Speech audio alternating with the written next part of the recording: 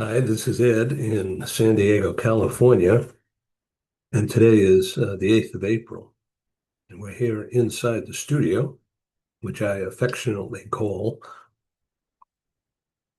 Global Meeting Room. And here we are on Global TV Talk Show, as you can see. This is a really great piece of art I've had now for a little bit more than 6 years, and I thank my good friend and collaborator early on, Paul, who developed this for us. And here it is 6 years later, more than 1,100 productions. And today's program will start in just a couple of minutes. We have a special guest in Bangalore, India, coming on live. Her name is Sangitha. Pardon me. Very interesting woman, an executive with a very large organization with important things to talk about today. So stay tuned. We'll be right back. Thank you. Hi, we're back. I'm in San Diego, and with us in Bangalore, India, is Sangitha. Am I pronouncing that correctly? Perfectly, Ed. It's Sangitha. Oh, that's really nice. Thank you very much. Okay, so when I found you on LinkedIn, just scrolling around, I see that you had this dual career, this dual responsibility of business travel and talent mobility. True. And I think that's the first time I've seen that. And I'm super interested.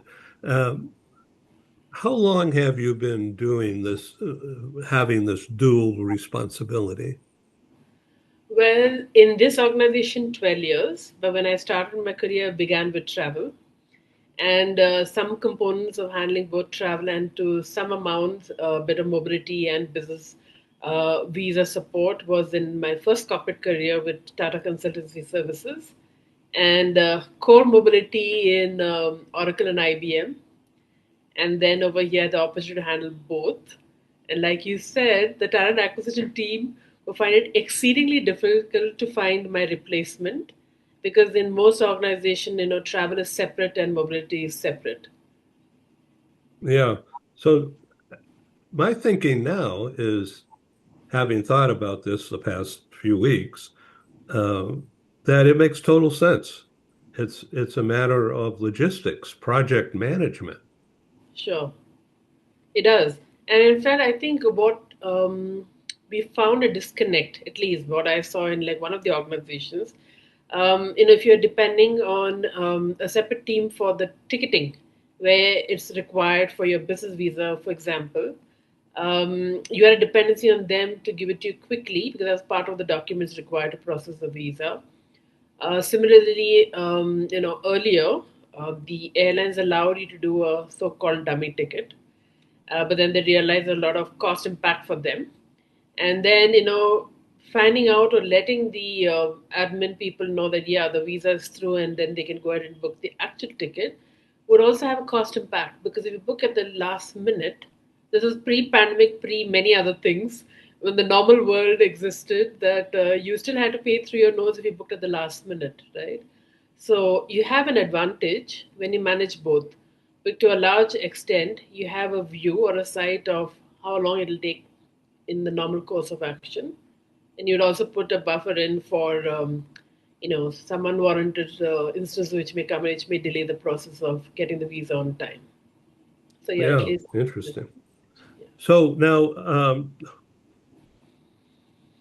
uh, who do you report to? Where does this combination sit in the organization? So it depends on organization. So we earlier reported into the HR. We report to the CHRO. So we have one of the functions which came under corporate services, and we reported to the HR, and then it moved to the CFO. Not for any other reason. It was because one of the other verticals in corporate services uh, included a vertical which was earlier managed by finance.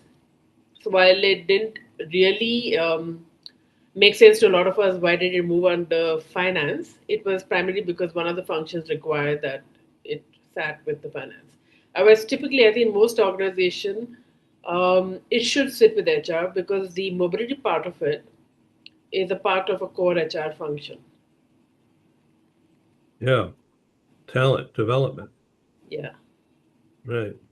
And so, um, how does that situation impact, if any impact at all, on the employee? I don't think it really impacts them. For them, and at the end of the day, how quickly get they get the support? How quickly people are able to understand and give them the right kind of advice is what is important. So it really does not matter to them where the function sits. It's just that the person who is managing it or who they are front ending with needs to be available to give the right support in a timely manner. Yeah.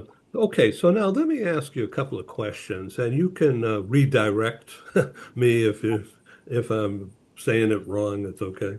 Um, we want this to be very comfortable, and we have a worldwide audience who will see this subsequently to today as Right, I send it out on my network, which is quite extensive. It's, of course, YouTube, but also LinkedIn is huge.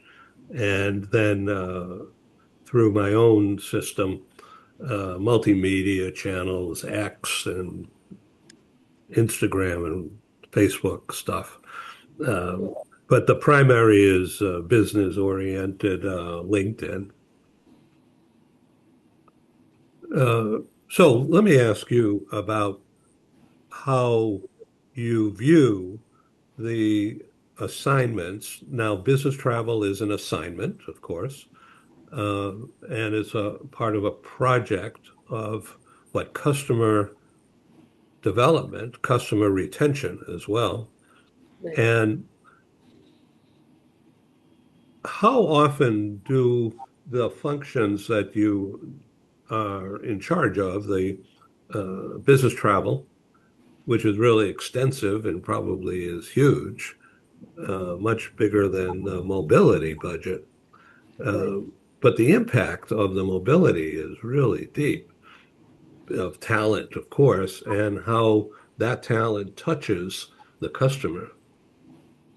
So I would break it down into two aspects. Like I said, business travel is one component, and I strongly believe it's a high risk exposure for organizations.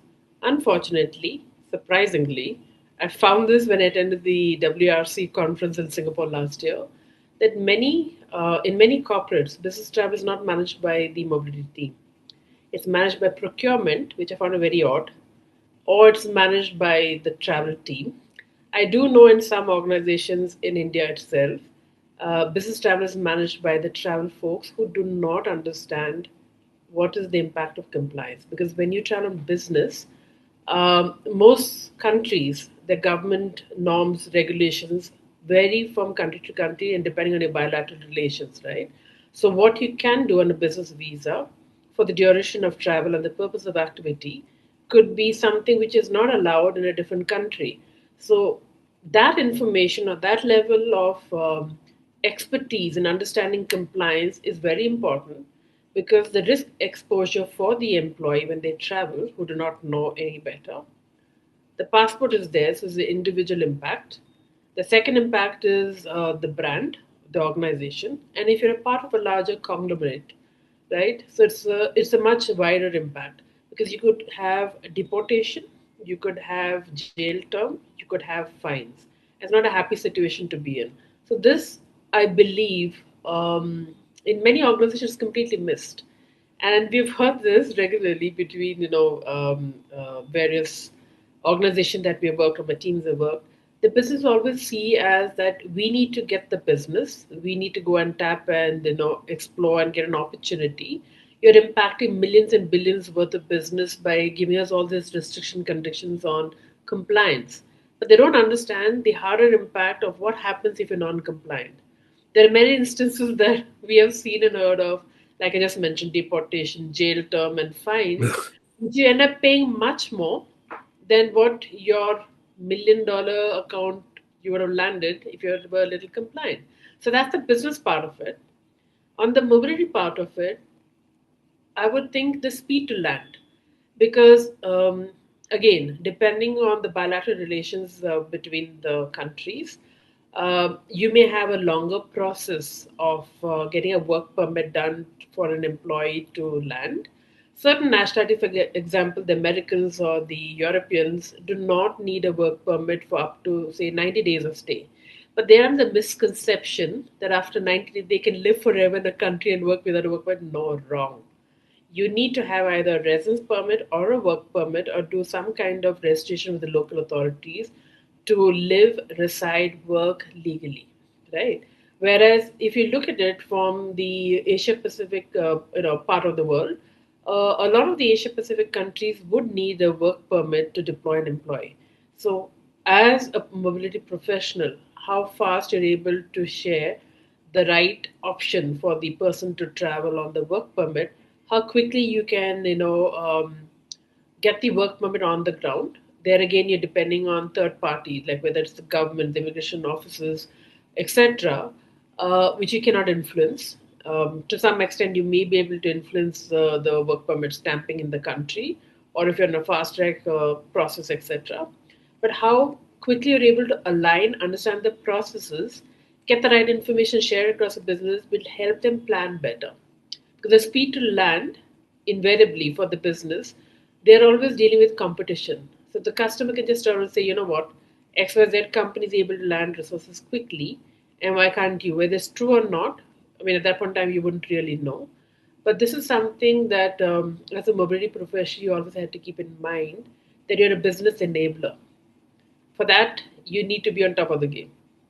Yeah. So here in the US, there is a growing um, interest Right. of companies supplying a coach to the people who are asked to relocate, Okay. particularly if there's an accompanying spouse and kids, because we all know that if there's disruption and the opposite of peace in the family while on assignment, Yeah. the assignment's going to end in disaster and a lot of money, and that may negatively impact the career of the employee. So, coaching, helping, of course, manage the situation day to day almost, or weekly, or whatever, uh, so that the employee can do a better job, um, and with meeting expectations or exceeding expectations, to develop um, more depth and more cultural involvement in the assignment location, Right. meeting people, and you can't do that alone. Well, some people could, but it's full of problems and risk. So coaching, in my view, even if it's just on Zoom, it's okay. Nothing wrong with this. Right. Doesn't really cost anything other than the agreements. And it's super important to have knowledge that I have you, for instance, to help me understand what I need to watch out for, what I need to do in order to avoid a problem, which somebody more experienced will see that's going to happen unless you take care of something now. What do Right. you think of all that? So I'm not sure if you're referring to the same thing. Are you referring to cultural training that the employees would need to go through, before they deploy to a different country? Yeah, we believe that's a very important factor. For one, I think when we did the travel setup in Tata Com, um, in 9 regions, right? So the way people behave, act, react, or work is very different culturally. So if you are not able to get the hang of it, you will end up with some clashes or not a very happy situation. So same is true of when you deploy a person to a different country, whether they're going themselves or with family. It's very important that they go through the cultural training. I think in some organizations, HR give them a handbook, and it helps them prepare up to a point on what to expect when they go to a completely different environment. And again, if it's a country where English language is a barrier and you need to learn the language where you're going in, I think a lot of time the embassy and consulate do say that if the spouse is not working, is going to be at home, then if you're not able to articulate what is it that you want, or if there's an emergency situation, how do you get across explaining to whoever you need assistance from? So I think that's a very important part. But again, a lot of organizations do not really invest in it to the extent that they should. And then what happens that you may have situations where, like you said, something can go wrong in a particular country because it may not be culturally appropriate for that particular kind of behavior or whatever instance.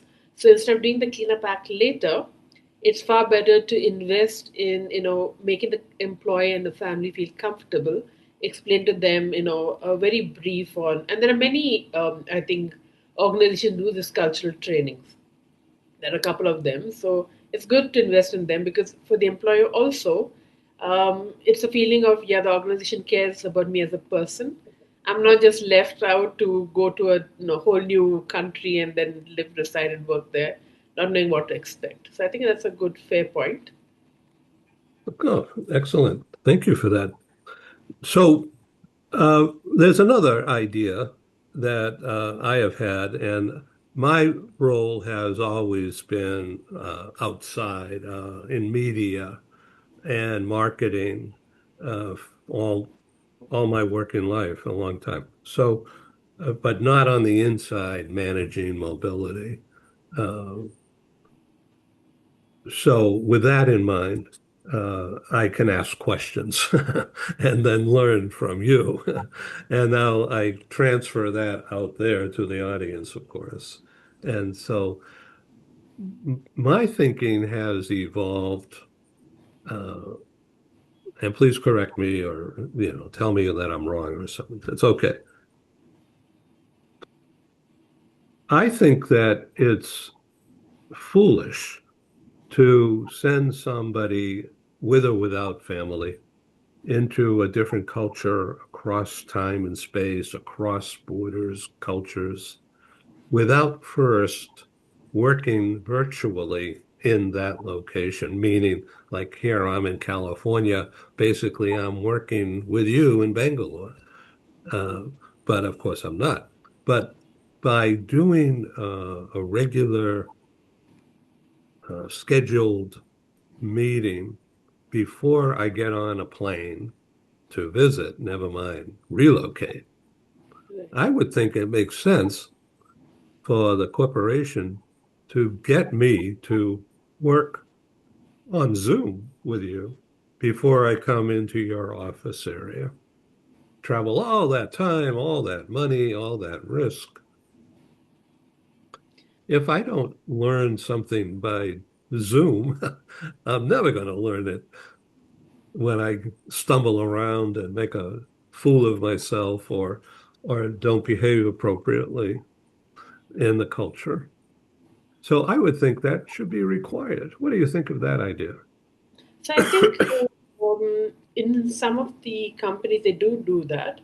I do know a lot of people before they travel overseas on assignment. They work from their home country, working with their colleagues or counterparts in the country that they're going to be deputies, in their time zone, and to understand how business works there, etc. But of course, in the same breath, some of them have worked. For example, the Indian work time shift plus that of the country they're going to be, which can be okay if you do it for a few days in a week, but not so okay when you have to do it for the couple of weeks or month, while your work is under process, because then it stretches you. It may not be a most viable situation, but yeah, of course, I think a lot of companies are doing that.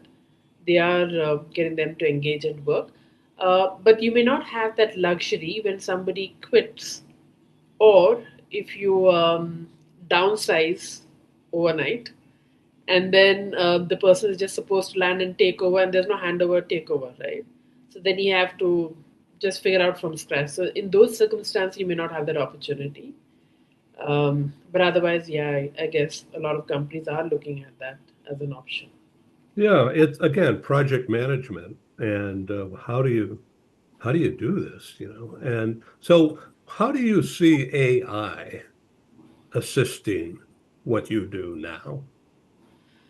Well, we have always implemented AI in both the functions as far as possible, automate a lot of process because it's quite time consuming and annoying to work on Excel data or manual environment, because one, it minimizes the risk of errors to some extent. Yeah. There's a lot of process efficiency, but I personally believe you need to understand, sift, evaluate the various tools that are available. Because not all of them are engineered to be adapting to your area of function or expertise. Because I do know when we were looking at TNE solutions, the travel and expense solutions, we did this entire. Oh, we lost your voice. They had Um, bits and pieces, okay. cover all aspects. So AI is important. The point is how you leverage and use it intelligently is the need, and not just merely being a tick box because everybody is using AI. And my personal grief about chatbots is it's not very intelligent. It's a lot of data that has to go into Yeah. or for reams of data, right? So Yeah. So, Sangitha, your voice has been in and out just in the oh, last couple of minutes. I apologize. That must be our fault here. But I understood most of what you were saying. I just want to give you an alert. Uh, yeah. so let me ask you a question.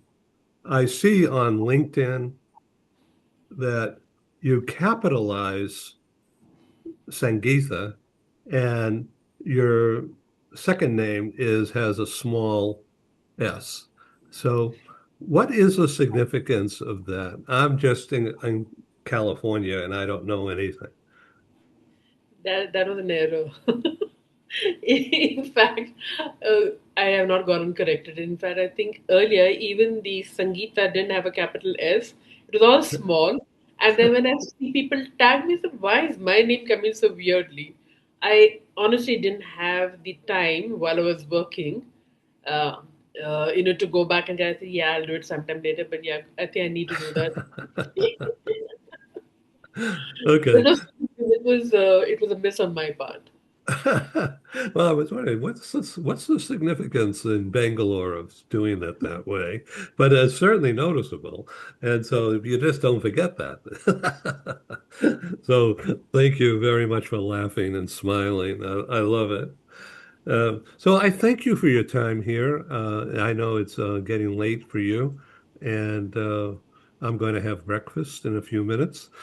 And please come back and let's do this again. And I would like to invite you to consider joining me and a couple of other people in a small group discussion. We do this almost daily, someplace around the world. But in India, I have a few contacts, but I want to grow our audience, our business audience in India. Just so you know, uh, I I would welcome any advice and counseling or guidance on how I can do that. If you would like to introduce me to somebody else, uh, I would love that opportunity, and I promise I will behave. I won't do anything wrong. I'll try not to do anything wrong. Sure. So, are you specific in meeting people in different disciplines or different streams of work, or you want to be introduced to somebody around the HR mobility itself? Yeah, I want to stick to what I know best. Yeah. But I've been interviewing a lot of people, authors and business people from finance and manufacturing and in different industries as well. Um, but my background for 30 years has been very connected to HR and everything connected with talent, Okay. acquisition, onboarding, assessment, L&D, and then the assignment, and then bringing them back, and then what do people learn from all that? And there's plenty of opportunity just sticking within that Sure. place. Yeah. But I'm happy to talk with anybody.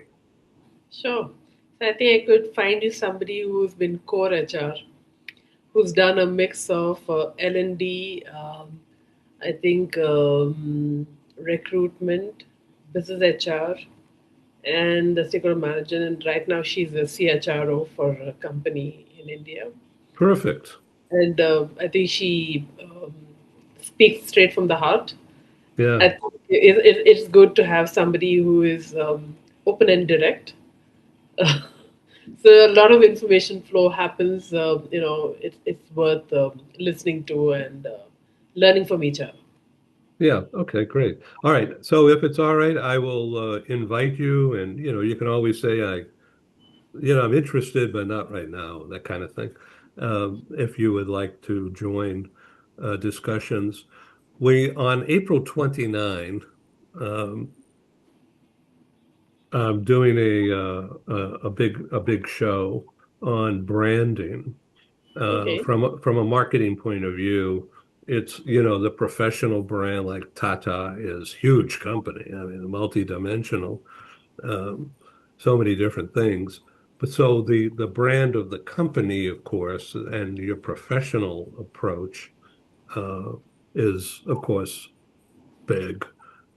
But the personal brand, your personal brand, and what makes you tick, and how do you view the different business things. Okay, so that the combination of the professional brand and your personal brand and the meshing of those two is the theme of this special broadcast, especially now with AI Yeah. developing. And how are people figuring all this out, how to use it?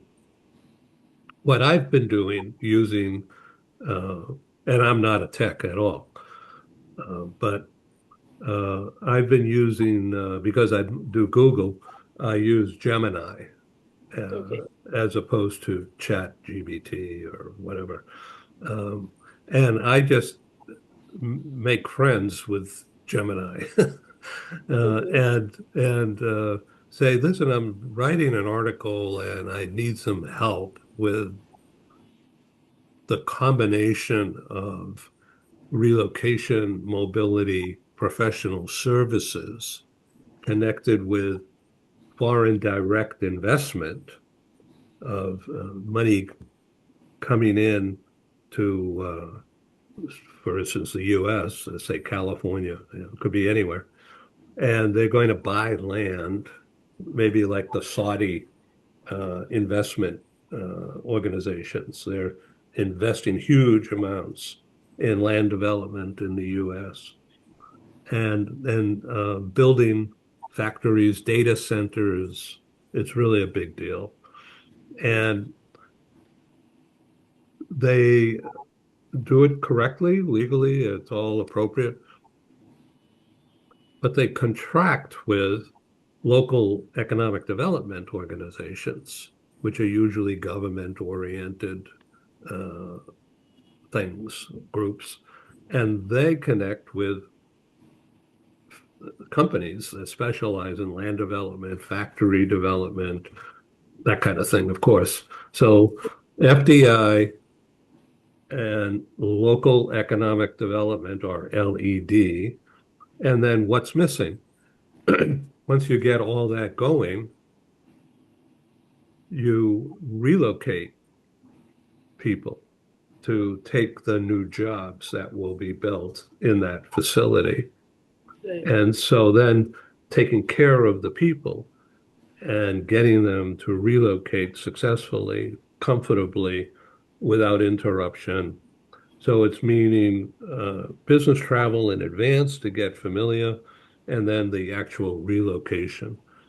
So I wrote an article for this London-based publisher called FDI International Alliance.